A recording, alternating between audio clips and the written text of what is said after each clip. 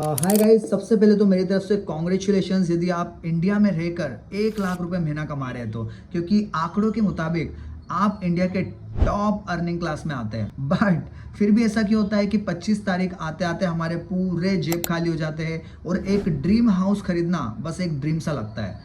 Guys, ये गलती आपकी नहीं है। रियलिटी तो ये है कि आज हम मिडिल क्लास लोग एक ऐसे सिस्टम में ऑपरेट कर रहे हैं जहां पे सेविंग करने के बाद भी, इनकम बढ़ने के बाद भी वेल्थ क्रिएट करना ऑलमोस्ट इम्पॉसिबल सा लगता है। तो आज की वीडियो में हम फैक्ट्स और डेटा के बेसिस पे 5 बहुत ही ज्यादा महत्वपूर्ण पॉइंट्स हम डिस्कस करेंगे जो डायरेक्टली और इनडायरेक्टली आपकी लाइफ अफेक्ट करता है। तो सबसे पहला पॉइंट, मल्टी डेकेड लो इन नेट फाइनेंशियल सेविंग। तो गाइस, यदि हम इंडिया का इतिहास उठा के देखें तो इंडियन मिडिल क्लास की सबसे बड़ी जो फाइनेंशियल सुपर पावर थी वो थी फाइनेंशियल सेविंग। यदि हम गवर्नमेंट के ऑफिशियल डेटा पर नजर डालें तो फाइनेंशियल ईयर 2022 से 2023 में Indian net house hold financial saving GDP के मात्र 5% पर आ गई है, जो कि इस दशक का सबसे लो लेवल था। यदि कंपेयर करें तो 1980 के बाद पहली बार इंडियन हाउसहोल्ड्स ने अपनी इनकम का इतना कम हिस्सा सेव किया है। हालांकि प्रिलिमिनरी रिपोर्ट्स के अकॉर्डिंग 2024 और 2025 में ये रेट 5% से बढ़कर 6% आ गया।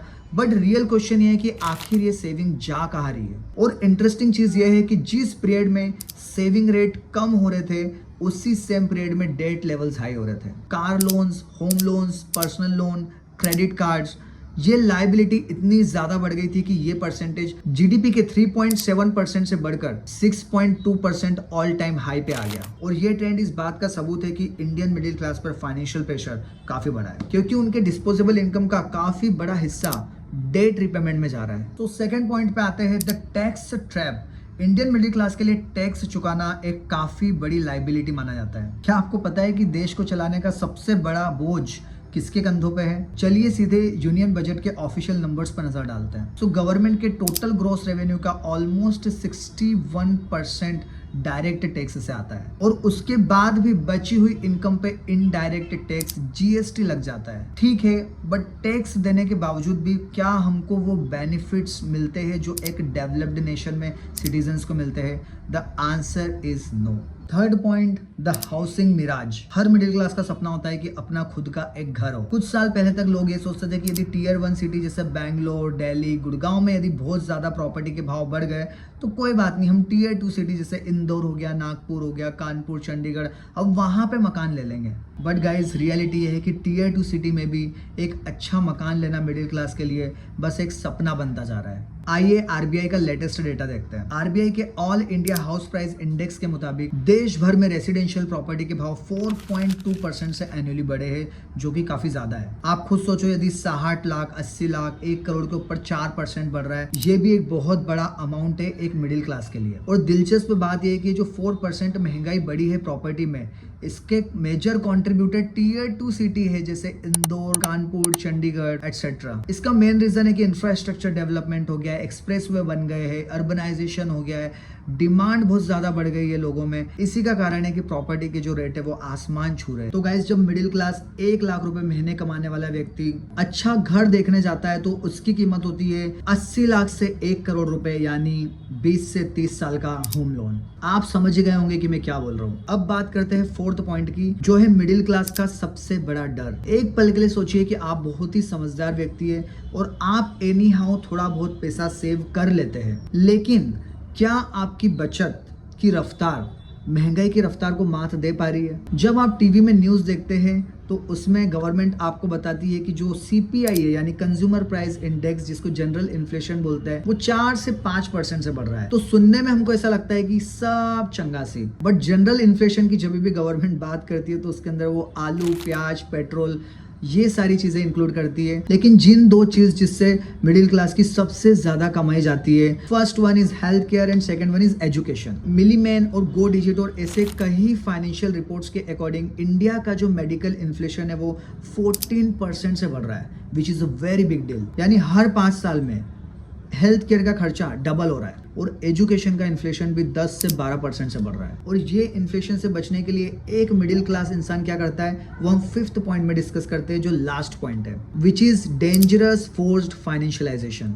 अभी तक हमने देखा कि मिडिल क्लास की सेविंग्स कम हो रही है, टैक्स ज्यादा बढ़ रहा है, एजुकेशन हो गया, चाहे हाउसिंग हो गया, चाहे हेल्थ केयर हो गया, सबका इन्फ्लेशन जो है वो बढ़ रहा है। और ये सब के बाद भी जो थोड़ा बहुत जो सेविंग बच जाती है उसका मिडिल क्लास क्या करता है, वो एफडी करता है। और एफडी में टैक्स वैक्स सब कट करने के बाद उसको मिलता है 5 से 6% रिटर्न। लेकिन रियल वर्ल्ड की जो महंगाई है, जिसको सेगमेंटल इन्फ्लेशन कहते हैं, वो 12 से 14% से बढ़ रही है। यानी बैंक में पैसा रखने का मतलब आपके पैसे की वैल्यू कम हो रही है। और ये सबसे बचने के लिए ज्यादातर मिडिल क्लास क्या करते हैं, वो जाते हैं शेयर बाजार में। और शेयर बाजार में भी क्या करते हैं, ट्रेडिंग। और सेबी का डेटा ये बताता है कि मोर देन 90% जो लोग ट्रेडिंग करते हैं वो हमेशा अपना पैसा खोते हैं। और या तो लोग म्यूचुअल फंड में, एक्टिव म्यूचुअल फंड में इन्वेस्ट करते हैं, बट वहां भी ज्यादातर जो फंड मैनेजर है वो मार्केट को भी बीट नहीं कर पाते हैं। इसका मतलब ये नहीं है कि स्टॉक मार्केट खराब है, बट उसको समझना पड़ता है। I am my self a stock market investor. इसके लिए आपको एसेट एलोकेशन समझना पड़ेगा और लॉन्ग टर्म इन्वेस्टिंग क्या होती है वो आपको समझना पड़ेगा। तो ये तो हो गई सारी प्रॉब्लम्स की बात कि सेविंग्स जो है कम हो रहे हैं, टैक्स जो है बहुत ज्यादा बढ़ रहे हैं, इन्फ्लेशन हर एंगल से, सेगमेंटल इन्फ्लेशन जो है वो बढ़ रहे हैं।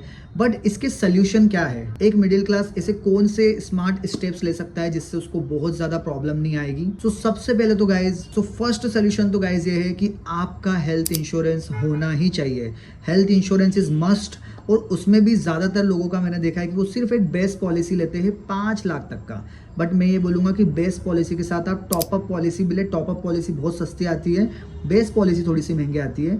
बेस पॉलिसी यानी 5 लाख तक का कवर, और 5 लाख के यदि ऊपर आप ले रहे हो 15 लाख तक का, 20 लाख तक का कवर, तो वो सस्ती आती है, उसको टॉपअप पॉलिसी बोलते हैं। तो सबसे पहले तो आपके पास हेल्थ इंश्योरेंस होना ही चाहिए। और यदि आपका हेल्थ इंश्योरेंस नहीं है तो आपकी पूरी लाइफ सेविंग्स जा सकती है। मैं तो लिटरली ऐसे लोगों से मिला हूँ जिनकी पूरी लाइफ सेविंग गई है, हॉस्पिटल में ही मिला हूँ। और सेकंड जो मेरे को बहुत अच्छा सोल्यूशन लगता है, वो कभी भी देखना हाई इन्फ्लेशनरी इन्वायरमेंट में फूड के प्राइसेस बहुत ज़्यादा बढ़ते हैं। तो यदि आपका खुद का फार्म है, जैसे मैं अपने खुद के प्लांट्स अपने फार्म पे ग्रो करने का सोच रहा हूँ, या आप you can also do the terrace gardening, और एक्स्ट्रा इनकम के लिए आप साइड हसल कर सकते हो। It could be video editing, and you can do the freelancing projects into it. You can be a part-time property broker also, and there are many things which you can do. एक और solution है कि learn about investing। 12%, 15%, in fact 20% भी return कमाना इतना ज़्यादा मुश्किल नहीं है। मैंने खुद ने कमाया है स्टॉक मार्केट से। आप यूएस मार्केट को थोड़ा सा स्टडी कर सकते हैं, वहाँ पे इन्वेस्ट कर सकते हैं। वहाँ पे बहुत सारे स्टॉक्स जो है अभी अंडर वैल्यूड है, जैसे मेटा हो गया, गूगल हो गया।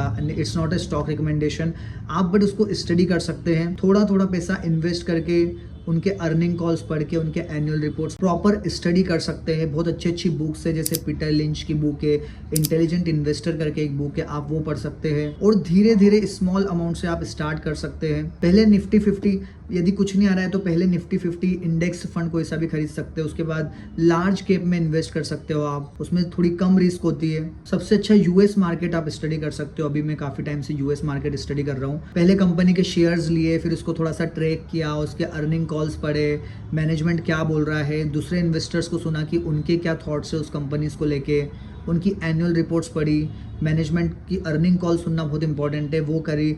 और ऐसे पार्ट टाइम धीरे धीरे आप इन्वेस्टिंग कर सकते हैं। इसका फ़ायदा क्या होगा कि यदि इन्फ्लेशन, सेगमेंटल इन्फ्लेशन 10-11% से बढ़ रहा है और आप 20% कमाना सीख गए, 18% कमाना सीख गए, सो एटलीस्ट आपके पैसे की जो वैल्यू है वो डिग्रेड नहीं होगी, जो एफडी में होती है। और मोस्ट इंपॉर्टेंट, और एसेट एलोकेशन समझा। कोई भी स्टॉक हो उसमें 2.5% या 5% से ज़्यादा अपने को इन्वेस्ट नहीं करना है। अलग अलग मार्केट्स में करना है, इंडिया में भी करना है, यूएस में भी करना है, अलग अलग एसेट क्लास में करना है, यानी गोल्ड में भी करना है, स्टॉक्स में भी करना है, और if your finances allow you real estates में भी करना है। So that's it guys, thank you so much.